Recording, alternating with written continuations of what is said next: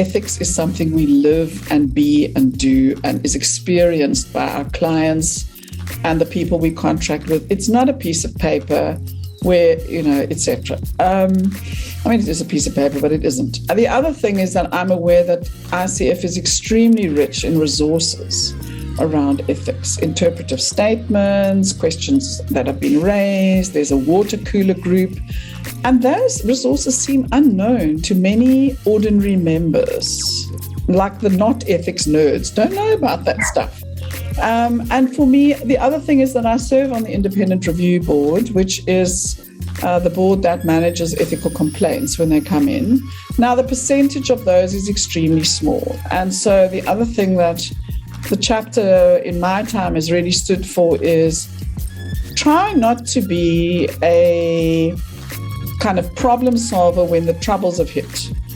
Try to work within the ethos of coaching where you rather set up your practice, that you set up the way that you engage with people in a way that makes it very unlikely that you will have any ethical concerns or complaints. So be proactive, prepare the soil well, the plants will grow themselves.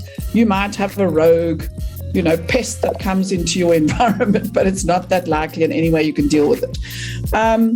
So that's really what that was. It was a complimentary set of masterclasses, and every month, in fact, I think they're running into March next year.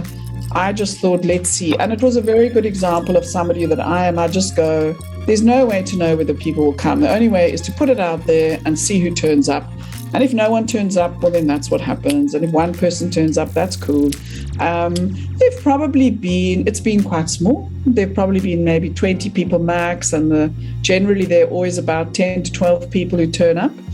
But you asked about the feedback. What has really happened is that people have commented, because we collect feedback after every session in writing. People write something about what did I learn, what did I take away, what am I going to do with it. And when I look at those notes, what I see is that at first some people go, oh, I never thought about this. Oh my goodness, I better go and overhaul my practice. And then have gone, no, you know what?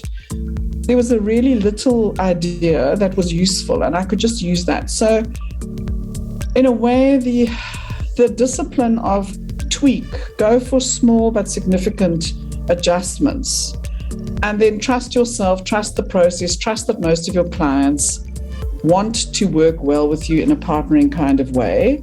But start, yes, looking at some of the things where you may be vulnerable and think about what's the smallest way, but also learn from one another. So people have come up with great ideas that are really simple.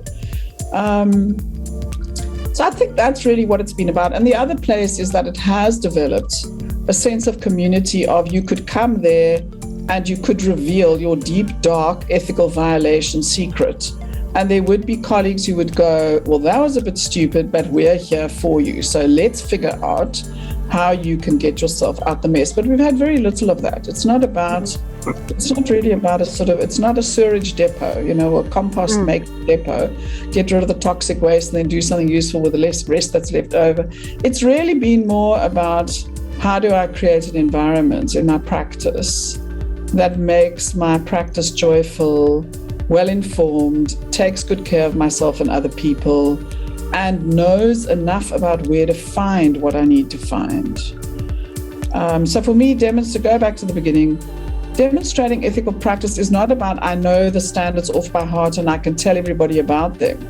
It's the awareness of if a client were to ask a challenging question or raise a vulnerability or a worry or concern, can I rely on myself to maintain my presence as a professional coach and go, let's look at this together, or let's see what the guidance is on this, and really just get that solid ground under your feet.